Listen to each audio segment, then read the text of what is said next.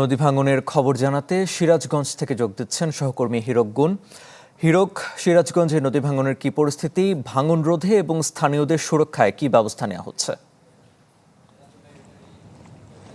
আসলে গত কয়েকদিনে যে টানা বর্ষণ এবং উজান থেকে নেমে আসা পাহাড়ি ঢলের পানিতে সিরাজগঞ্জে যমুনা নদীর পানি বৃদ্ধি সেটি কিন্তু অব্যাহত রয়েছে। প্রতিদিনই যমুনা নদীর পানি বাড়ছে।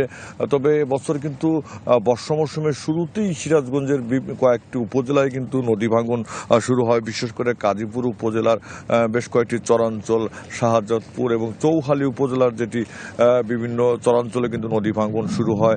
তবে আমরা এখন যে স্থানটিতে রয়েছি এটি সিরাজগঞ্জ সদর উপজেলার ভাটপিয়ারি এলাকা। এটি একটি নদী ভাঙন কবলিত এলাকা। প্রতি বছর বর্ষা মৌসুম আসলেই কিন্তু এই এলাকায় নদী ভাঙন দেখা দেয়।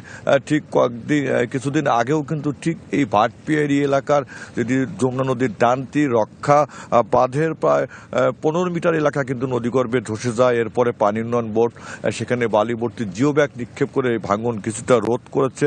আপনারা দেখতে পাচ্ছেন যে ঠিক এই এলাকাটি একটি ভাঙন কবলিত এলাকা, যে কারণে পানি উন্নয়ন বোর্ডের পক্ষ থেকে কিন্তু এখানে বালিভর্তি জিও ব্যাগ সেটিগুলি প্রস্তুত রাখা হয়েছে। তবে এখন এই স্থানটিতে ভাঙন কিছুটা রোধ হলেও ডিজাইন, এলিগেন্স, বিউটি, সেরা পণ্য সবার জন্য জেভিকো। গাজীপুরের বিভিন্ন চরাঞ্চল, শাহজাদপুর এবং চৌহালিতে কিন্তু ভাঙন রয়েছে।